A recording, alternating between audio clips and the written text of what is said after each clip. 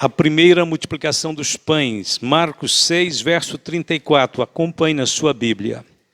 E Jesus saindo viu uma grande multidão e teve compaixão deles, porque eram como ovelhas que não têm pastor, e começou a ensinar-lhes muitas coisas.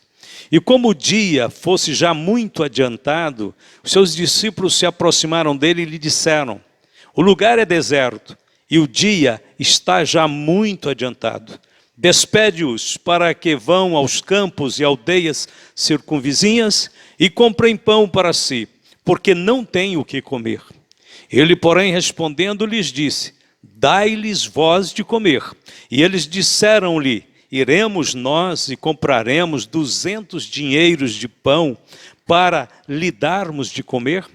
E ele disse-lhes: quantos pães tendes? E de ver. E sabendo eles, disseram: 5 pães e 2 peixes. E ordenou-lhes que fizessem assentar a todos em grupos sobre a erva verde. E assentaram-se, repartidos de 100 em 100 e de 50 em 50. E tomando ele os 5 pães e os 2 peixes, levantou os olhos ao céu e abençoou, e partiu os pães e deu-os aos seus discípulos para que os pusessem diante deles. E repartiu os 2 peixes por todos. E todos comeram e ficaram fartos. Pode dizer glória a Deus por isso? E levantaram 12 cestos cheios de pedaços de pão e de peixe. E os que comeram os pães eram quase 5.000 homens. Até aqui. Oremos. Pai, em nome de Jesus, te louvamos pela palavra viva do Senhor que nos ilumina, que nos renova, que nos fortalece. Obrigado por todos os meus irmãos que vieram ao templo e estão agora na tua presença. Que nós possamos ser igualmente abençoados pela tua palavra. Oramos em nome de Jesus. Amém. A narrativa deste milagre começa logo após a morte de João Batista.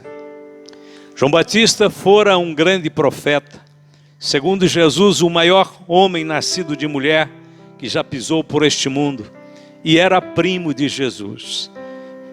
Ele havia sido morto de uma forma muito trágica por defender a verdade, por pregar o direito, a verdade, a justiça. E possivelmente o Senhor Jesus deveria estar triste com aquele momento. E foi exatamente então a partir da notícia da morte de João chegar até Cristo que o Senhor Jesus vai tomar a iniciativa de sair daquele lugar onde ele estava, procurar um lugar deserto e ali ficar por algum tempo. Acredita-se que o maior milagre registrado nos evangelhos seja o da ressurreição de Lázaro. 4 dias de morto, grande milagre realmente, possivelmente é o maior em termos de espanto, né? de apoderamento, de temor e assim por diante. Porém, o milagre mais conhecido, segundo estudos já feitos, é este aqui, a multiplicação dos pães. Até porque este é o único milagre que foi registrado pelos 4 evangelistas. Está em todos os evangelhos narrado. E este milagre nos lembra os maravilhosos, gloriosos tempos,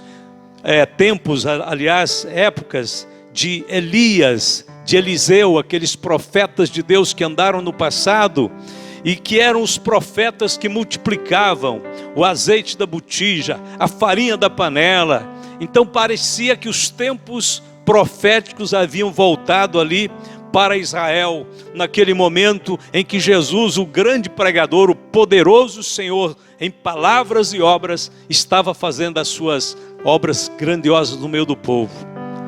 E também nesse momento, o milagre da multiplicação dos pães lembra a provisão de Deus para Israel, quando peregrinava pelo deserto e Deus fazia chover pão dos céus, e aquele povo era alimentado todos os dias pelo pão que descia do céu.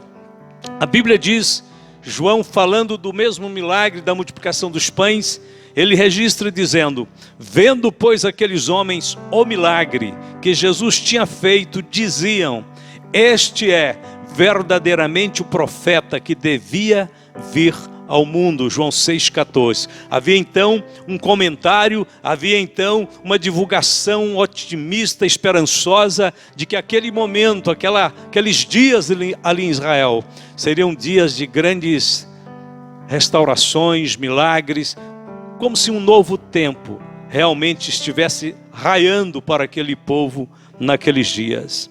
A Bíblia diz então que logo no dia seguinte, após o milagre da multiplicação dos pães, Jesus vai ensinar sobre o pão da vida. Ele vai dizer: eu sou o pão da vida, vossos pais comeram maná no deserto e morreram, este é o pão que desce do céu, para que o que dele comer não morra. Eu sou o pão vivo que desceu do céu. Se alguém comer deste pão, viverá para sempre. E o pão que eu der é a minha carne, que eu darei pela vida do mundo. Então o Senhor Jesus ia sincronizando os seus ensinos, ilustrando com grandes milagres e pregando a vida eterna. Aliás, todos nós queremos pedir a Deus que opere milagres na sua igreja, mas os milagres de verdade é apenas um embrulho, apenas uma embalagem. Dentro desta embalagem dos milagres, Deus coloca uma coisa ainda mais preciosa, que é a vida eterna, a mensagem do perdão e da salvação. Então o Senhor embrulhava a mensagem da salvação com a embalagem dos milagres. Quando as pessoas viam aquela embalagem, ficavam admirados, queriam abrir logo o presente e descobriam que tinha algo mais ainda precioso do que o milagre físico. Havia o milagre da esperança da vida eterna na mensagem de Cristo. Vamos fazer um rápido retrospecto aqui na primeira multiplicação e na segunda, porque foram feitas duas multiplicações. Jesus não multiplicou o pão apenas uma vez, duas vezes. Na primeira multiplicação havia 5 pães e 2 peixes. Era a matéria-prima para Jesus alimentar aquela multidão. Na segunda, 7 pães e uns poucos peixinhos, não fala quanto. Na primeira multiplicação havia 5.000 homens, além de mulheres e crianças. Na segunda, 4.000 homens, além de mulheres e crianças. Na primeira multiplicação, sobraram 12 cestos. Na segunda, 7. Na primeira multiplicação, a palavra grega usada para cesto refere-se a um cesto pequeno, que podia ser carregado em uma das mãos.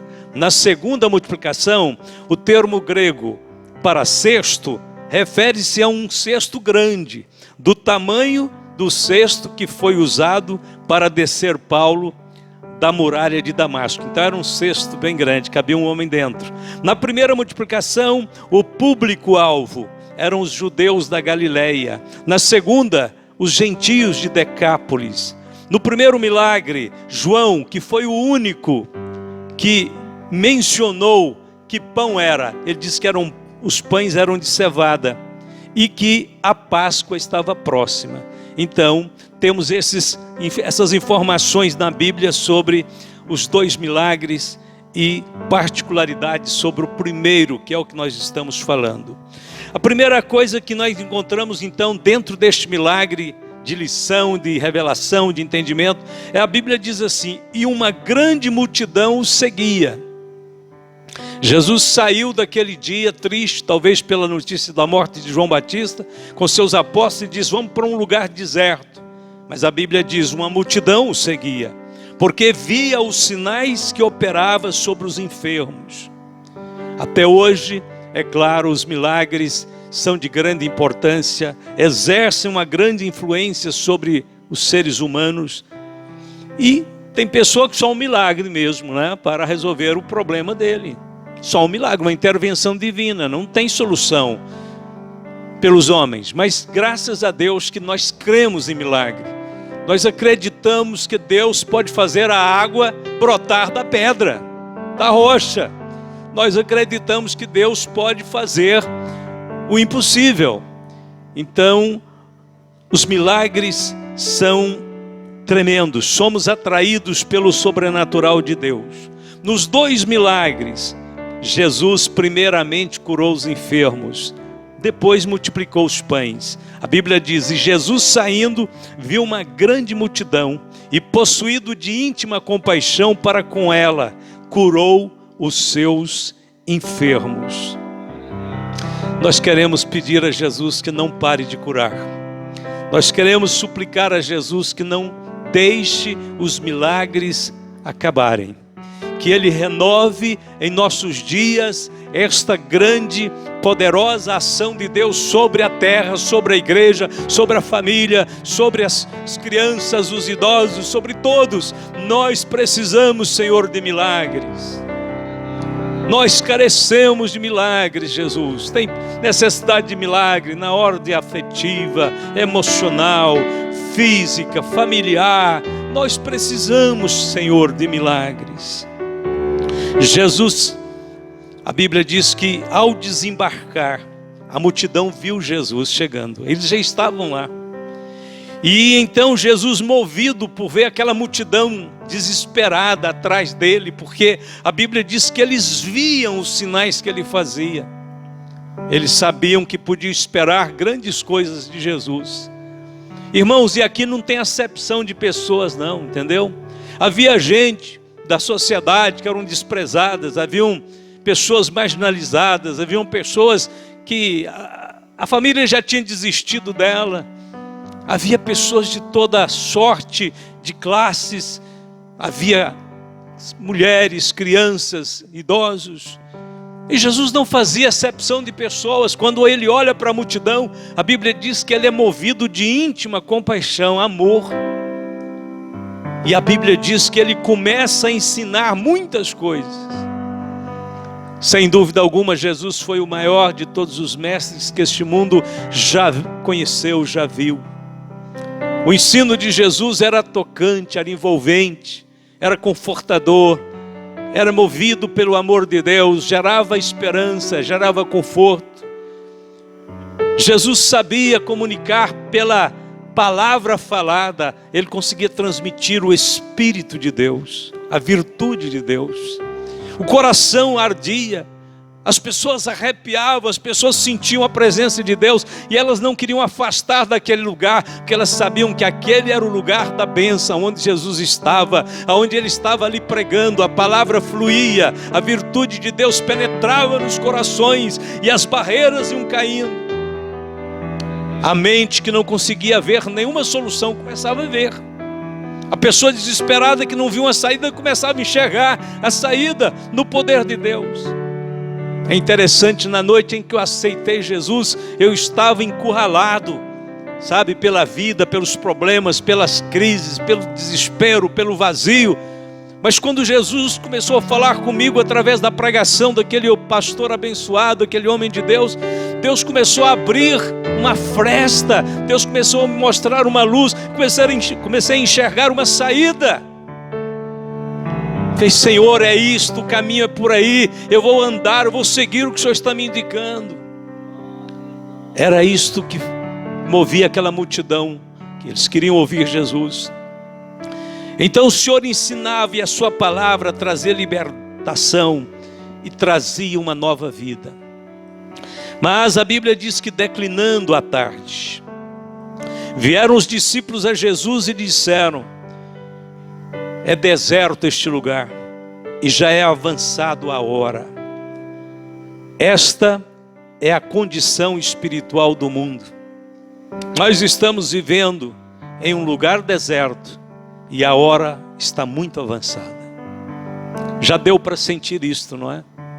Não precisa de ler a Bíblia para entender que nós não estamos mais no início da história, nem no meio da história, nós estamos no fim da história. A hora é avançada. O mundo é um lugar deserto, não de pessoas, mas é um lugar deserto onde falta o amor, falta a compaixão, falta a verdade, falta a justiça, falta a aceitação.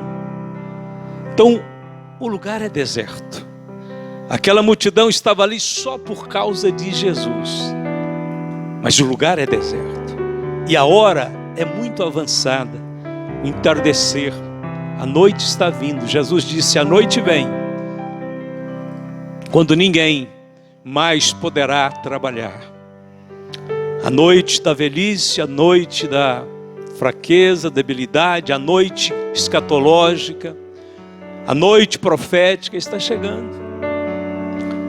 Tem tempo para tudo. E nós estamos chegando no tempo em que uma dispensação está para terminar. E Deus vai entrar com uma outra dispensação. Uma nova forma de lidar com este mundo. Eu não sei o que Deus vai fazer nesses dias. Mas uma coisa eu sei: fique perto de Jesus. Fique onde Jesus está. Não importa se a noite está chegando, Jesus será a luz no seu caminho.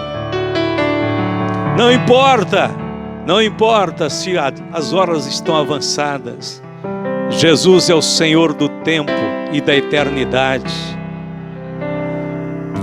Então esta é a condição espiritual do mundo. Os apóstolos têm uma proposta.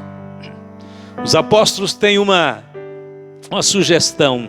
E eles dizem para Jesus: despede-os, para que vão aos campos e aldeias circunvizinhas e comprem pão para si, porque não têm o que comer. Era uma sugestão muito fácil de dar, né? Era muito fácil ficar livre do problema. Todo mundo quer ficar livre de um problema, mas tem hora que tem que resolver o problema, não é ficar livre. Tem hora que tem que buscar uma solução para o problema. E não adianta, às vezes, a gente tentar virar as costas ou fechar os olhos. A hora era avançada, a noite estava chegando e aquele povo não tinha o que comer. Não havia onde comprar comida ali perto. Então o Senhor Jesus mostra a sua grande responsabilidade para conosco, para com o ser humano, para com os que têm fome, para com os que padecem, para com os que arriscam ir com Ele lá para o monte e ficar lá até, sei lá até que horas. Mas vão, longe da cidade, do recurso. Então naquele momento o Senhor escuta os seus apóstolos dizer isso: despede-os. E Jesus então responde para eles: não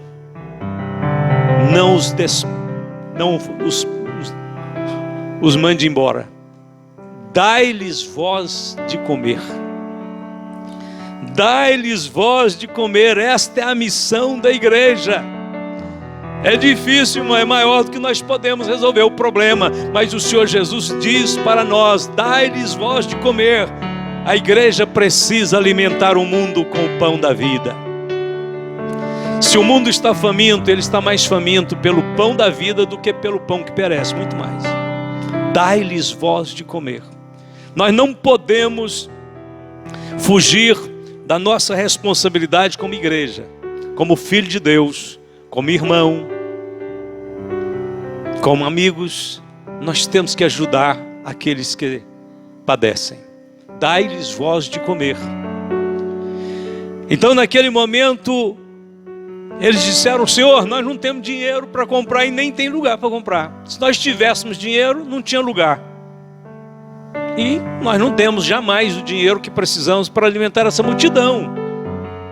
5.000 homens, fora mulheres e crianças, ia para 20.000 pessoas. Imagina uma concentração de gente, de pessoas, num estádio, num lugar, 20.000 pessoas. E a gente ter que arrumar alimento para aquele povo todo. É muita coisa. Então o Senhor Jesus pergunta para eles: quantos pães tendes? Irmão, na realidade eles não tinham pão nenhum. João explica que quando Jesus dá a responsabilidade para eles e pergunta sobre quantos pães tendes, eles encontram um menino, um garotinho, que tinha levado consigo 5 pães e 2 peixes. Então eles tinham uma tarefa muito grande, que era de convencer aquele menino a doar o seu lanche. doar o seu lanche, porque eles mesmos não tinham nada. Mas essa história não conta o nome daquele menino, não conta a aparência, não fala nada dele. Só que tem um detalhe: se tem umas pessoas que eu quero ver no céu, uma delas é esse menino. Eu quero perguntar a ele, diz, por que você decidiu assim, sem questionar nada, dar o seu lanche para os apóstolos, né? Por que você decidiu? Aliás, ele podia dizer, não, eu trouxe, por que vocês não trouxeram, né? Eu pensei, eu tive a ideia de trazer um lanche aqui no meu embornal, agora vocês saíram sem preocupar, sem pensar em nada, eu que tenho que dar o meu lanche para vocês. Mas o menino não fez nada disso. Aqueles são os anônimos de Deus, que aparecem na história, que Deus usa, que através deles outras coisas grandes acontecem, e depois eles desaparecem. Você vai vê-los no céu um dia e vai perguntar para eles o porquê que você estava naquele lugar, naquela hora, e você decidiu fazer aquilo. Então, um dos seus discípulos, André era um obreiro prático, um obreiro assim que procurava resolver os problemas rapidamente. André, irmão de Simão Pedro, disse-lhe, está aqui um rapaz que tem 5 pães de cevada e 2 peixinhos. Mas André diz para o Senhor, disse, Senhor, mas é muita pouca coisa para essa multidão. É muito pouca coisa. O problema é o seguinte, irmãos. Deus vai partir do que você tem. Pode ser pouco não significa nada para o desafio que você tem pela frente. Senhor, é pouco demais, é só isso que eu tenho. O que você tem na mão, Moisés? Uma vara. Toca nas águas, Moisés, e o mar vai se abrir. É com esta vara que eu vou começar a fazer milagres. O que você tem na mão, Davi? 5 pedras e um alforje e um estilingue, Senhor. Toma essas pedras, sai em direção ao gigante. Eu vou derrotar o gigante com o que você tem na mão. O que você tem na mão, Elias? Uma capa, fere com ela as águas. Eu vou fazer as águas dividir ao meio. Eu farei milagres através da sua capa. O que você tem na mão, irmão, irmã? O que você tem? Pastor, é tão pouco que eu tenho até vergonha de dizer o que eu tenho. A viúva só tinha uma botija de azeite. E o profeta deu para ela as indicações que resultou no maior de todos os milagres. Aquela mulher ficou milionária com tanto azeite que multiplicou na casa dela. A outra viúva só tinha um pouquinho de farinha na panela. O profeta Elias diz, faz um bolo para mim. Ela diz, eu vou fazer um bolo para o senhor e nós vamos morrer. E a Bíblia diz que Deus sustentou a família daquela viúva por muitos meses, porque a farinha da panela nunca acabava. Nunca acabava, nunca acabava. O que é que você tem na sua mão? Ah, Senhor, eu tenho um exército de mais de 1000 homens para enfrentá-los. O que é que você tem na mão? Uma metralhadora, uma bazuca, um lança-torpedo? O homem disse, não, Senhor, não tenho nada na minha mão, mas estou vendo uma queixada de jumento ali. Ele disse, Senhor, tá bom, essa é melhor do que a metralhadora. Pega ela que eu vou destruir os exércitos todos. Nas suas mãos, essa queixada vai virar uma arma atômica. Sabe, irmãos, Deus não precisa de uma estrutura para fazer os seus milagres. Aliás, não vai ser milagre se for tudo projetado pelo homem. E é exatamente nesse improviso é que Deus surpreende o mundo, os seus discípulos, em todos nós, porque nosso Deus é um Deus de surpresas e de milagres. Não precisa. O que é que você tem? Ah, eu só tenho um coração que tem boa vontade. Então tá bom. Através desse coração que tem boa vontade aí, eu vou começar a fazer um milagre na sua vida. Ah, Senhor, não tenho financeiramente nada. mas eu tenho alguns minutos de manhã. Eu vou começar a participar da oração de manhã aqui com a equipe de intercessão, tá bom? Você está dedicando tempo a Deus. O que você tem vai ser usado. Eu vou multiplicar, eu vou começar a trabalhar em cima disso. Quando eu não tinha emprego, quando eu não tinha como ganhar minhas condições para comprar uma roupa, um calçado, no início da minha fé, fiquei 2 anos sendo provado, eu não tinha. Aí eu acordava de manhã e disse: o que eu vou fazer? Aí eu vou para a igreja, não tem um emprego, não tem uma porta aberta, não tem ninguém que quer me ajudar, vou para a igreja. E ia para a igreja, até que o Senhor disse: agora chegou a hora, vou abrir a porta, você veio me buscar, você clamou a mim, eu vou te responder. E Deus me deu no tempo e na hora o que eu estava buscando. Enquanto não tinha uma coisa, eu fazia outra. Eu não posso separar. E Deus não quer que você pare também. Deus quer que você levante de manhã, sorria, saia pela rua, cumprimente as pessoas e proclame que Deus é Senhor da sua vida. O Senhor é meu pastor, nada me faltará. Se o Senhor é por nós, quem será contra nós? Não pare, confia, coloca o pouquinho que você tem no lugar certo, nas mãos de Jesus. Ninguém sabe a que hora que aconteceu o milagre da multiplicação dos pães, ninguém sabe. Já perguntei a todos os pregadores que eu conheço, que hora que Jesus fez o milagre da multiplicação dos pães, ninguém sabe. Até aquela hora que o menino chegou e entregou 5 pães e 2 peixes para Jesus, eram apenas 5 pães e 2 peixes. O que Jesus fez com eles? A Bíblia diz que antes de mais nada, disse então aos seus discípulos: fazei-os assentar em grupos de 50 em 50. E assim o fizeram, fazendo assentar a todos. Primeira coisa que Jesus fez com os pães já na mão, é mandar as pessoas ficarem quietas. Lá no Salmo 46, verso 10, Deus diz assim: aquietai-vos e sabei que eu sou Deus. Enquanto o homem está agitado, ele não consegue ver a glória de Deus.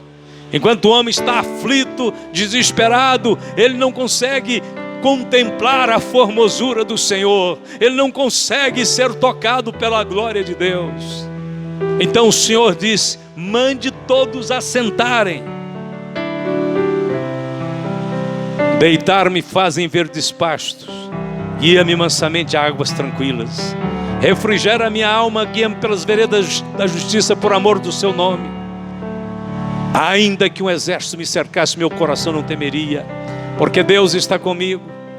Deus é nosso refúgio e fortaleza, socorro bem presente na angústia, pelo que não temeremos, ainda que a terra se munde, ainda que os montes se transportem para o meio dos mares. Há um rio cujas correntes alegram a cidade de Deus, o santuário das moradas do Altíssimo. Deus está no meio dela, não será abalada. Deus a ajudará ao romper da manhã. As nações se embraveceram, os reinos se moveram, a terra se derreteu, mas ele levantou a sua voz e tudo aquietou-se. O Senhor dos exércitos está conosco.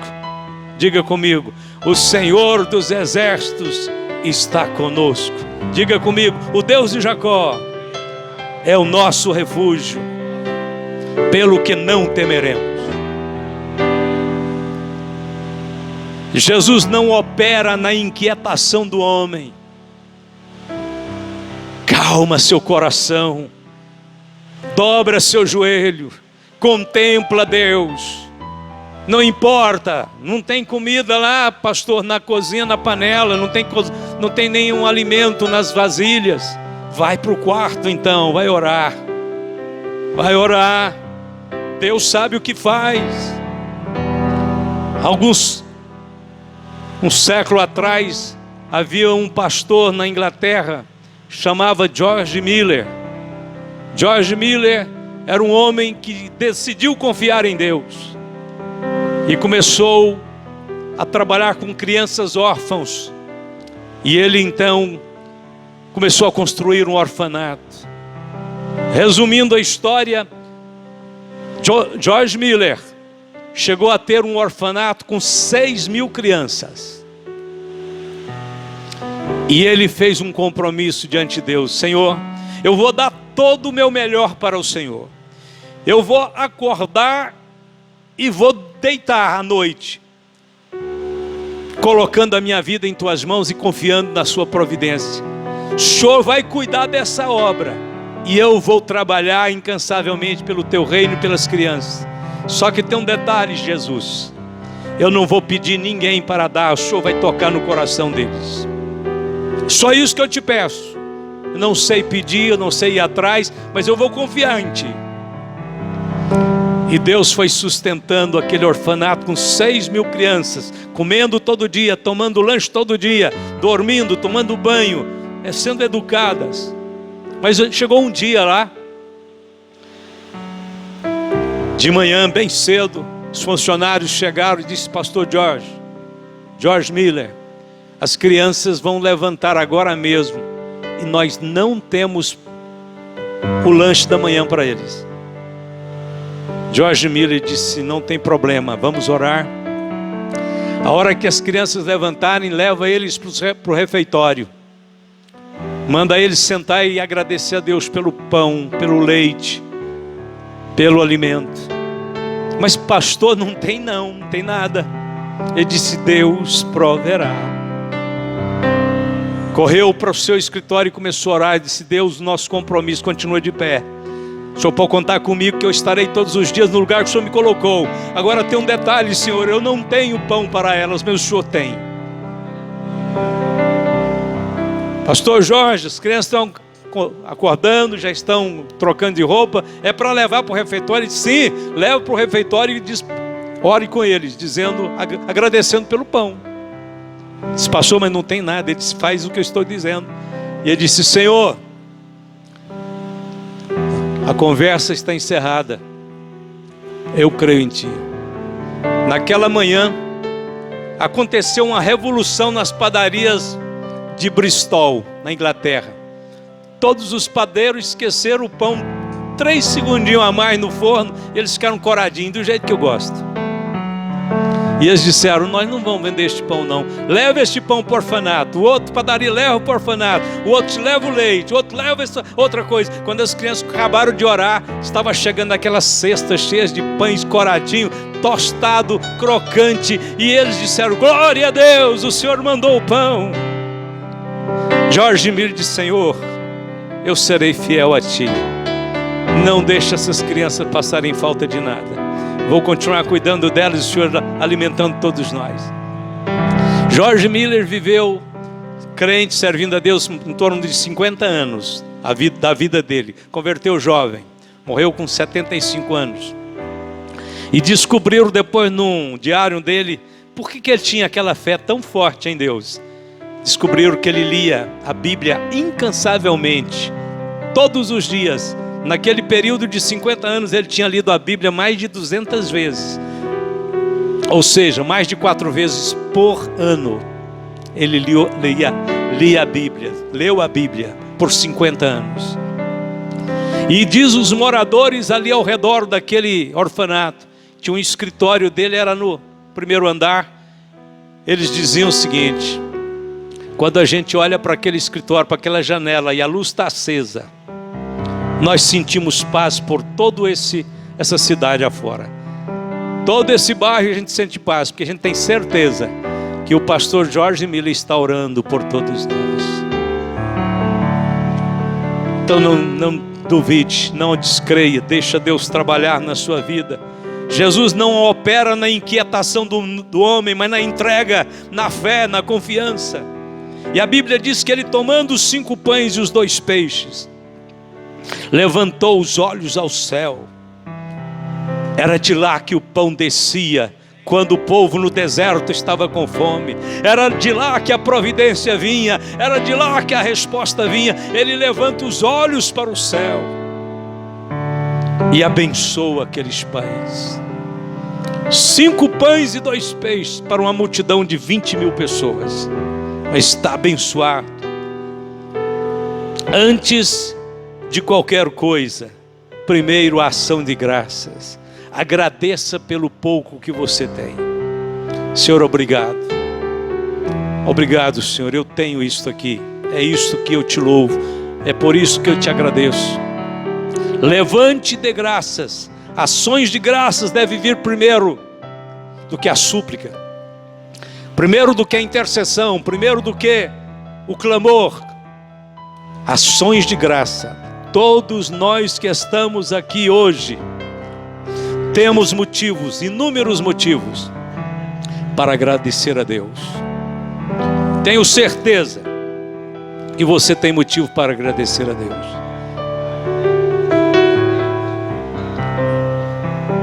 Olha, se hoje eu pedisse, se nós transformássemos essa reunião aqui agora em uma reunião de testemunhos, e você se desinibisse completamente, se ia lembrar daquele dia que Deus te livrou da morte, se ia lembrar daquele episódio que Deus estava ali ao seu lado te segurando, não impediu você de sair, e se você saísse, você seria destruído, mas alguma coisa não funcionou na hora, você achou estranho, mas 10 minutos depois você ficou sabendo que se você tivesse saído, você seria vítima de uma tragédia. Quem que fez isto? Deus. Deus. Você levantaria para dizer: pastor, minha vida é um milagre. Nasci de uma família assim, fui criado num ambiente assim. Se eu estou aqui hoje é milagre. É milagre, a minha existência é um milagre. Deus certamente me ama mesmo, porque Ele não deixou eu perecer quando eu era criança. Uma doença que te acometeu, uma tragédia, uma pessoa perversa que queria te destruir.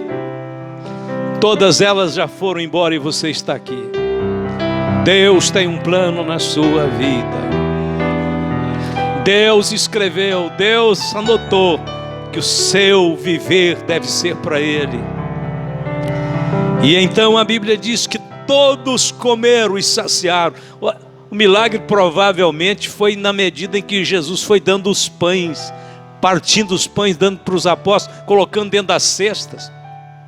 E eles foram levando para as pessoas, e à medida que as pessoas pegavam o pão também, o milagre ia crescendo, ia multiplicando. Eu não sei, a Bíblia diz que todos comeram e saciaram, e sobraram 12 cestos cheios. Com Jesus não tem nenhuma miséria não, é para sobrar mesmo. É para sobrar, é com abundância. Deus vai dar é muito. O Senhor vai fazer, a obra é grandiosa, é perfeita e completa. Conclusão, vamos fazer a conclusão.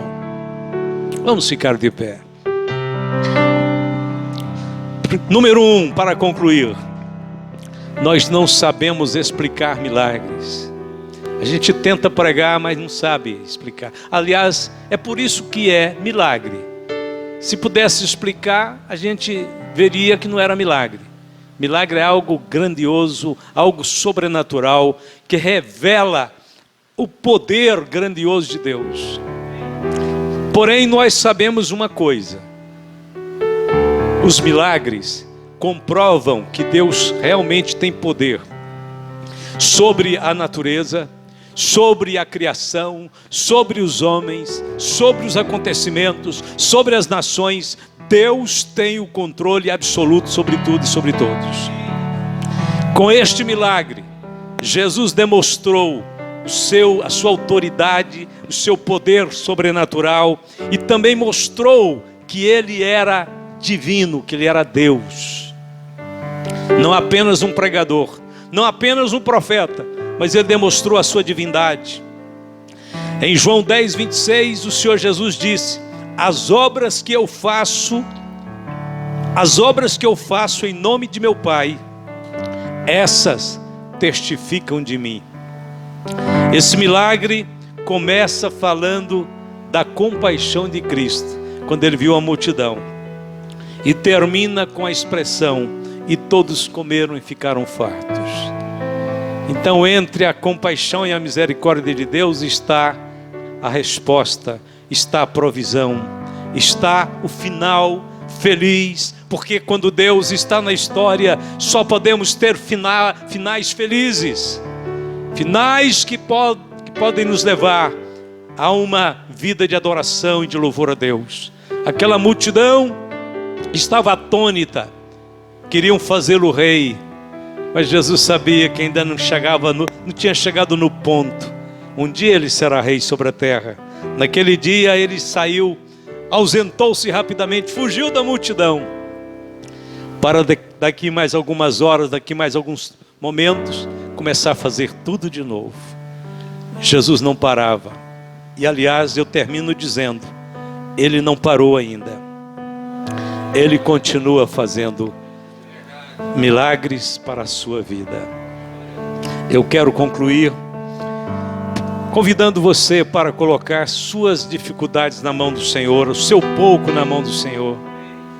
Eu quero terminar te convidando a vir um pouco mais para a frente, para nós orarmos a este Senhor maravilhoso, que está pronto a nos socorrer. Pode vir os irmãs e irmãos que querem orações específicas para cada área da vida. Querido Pai Celestial, no santo nome de Jesus, nós agora rogamos o Senhor que abra, fenda os céus sobre este povo que o Senhor reuniu neste lugar. Pela Tua palavra, Senhor, vem comunicar vida e vida com abundância. Vem fechar as portas do fracasso, do medo e da dúvida. Vem abrir as janelas dos céus, para que sobre este irmão, esta irmã, se derrame as bênçãos do Teu Espírito Santo. Fortalece o nosso coração, unge nossa vida. Em nome de Jesus, cai por terra agora a doença, a enfermidade, cai por terra agora a limitação física, o medo, vai embora todo mal, espírito de doença, sai agora em nome de Jesus. Sai agora em nome de Jesus. Este corpo pertence a Deus, esta família pertence a Deus, estas crianças pertencem a Deus. Nós oramos por todos, Senhor, em nome de Jesus. Cerca agora com a Tua mão poderosa, faz um cerco em torno da Tua herança, esta herança preciosa de Deus na terra. Em nome de Jesus, o Senhor te toca, o Espírito de Deus está enchendo o teu coração, o fogo de Deus está aquecendo a tua vida. Recebe agora o milagre das mãos de Jesus. Em nome de Jesus, o Senhor que vivifica os mortos, o Senhor que ressuscita os mortos, o Senhor que levanta o caído e o abatido, o Senhor que exalta o homem e do monturo o coloca para sentar entre os príncipes. Em nome de Jesus nós abençoamos, recebemos a Tua bênção, tomamos posse das Tuas promessas, guardamos, Senhor, a Tua palavra em nosso coração. Sairemos daqui hoje levando a esperança e a fé viva de que o Senhor está presente para nos ajudar, de que amanhã novas coisas vão começar a acontecer, portas irão se abrir, a providência do Senhor virá até este irmão, até essa irmã. Eles darão glória ao Teu nome e saberão que o Senhor os ouviu e que a mão do Senhor é fiel para com aqueles que Te temem. Em nome de Jesus, receba a bênção do Senhor na tua vida. Diga hoje mesmo: eu creio, Senhor, eu creio, Jesus, eu confio, Senhor, eu esperarei pacientemente na Sua provisão, eu darei glória ao Teu nome eternamente. Glória a Deus. Diga comigo, levante a sua mão, diga comigo: Senhor Jesus, a minha fé está maior agora. Estou confiando plenamente na Tua bênção. O Senhor será comigo, o Senhor me guardará, me fortalecerá e me confirmará na fé que vence o mundo, a fé no Filho de Deus, aquele que tem todo o poder. Glória para sempre a Ti. Nós Te adoramos, aplaudindo o Seu nome, Jesus. Nós Te adoramos, nós Te glorificamos. O Senhor te abençoe.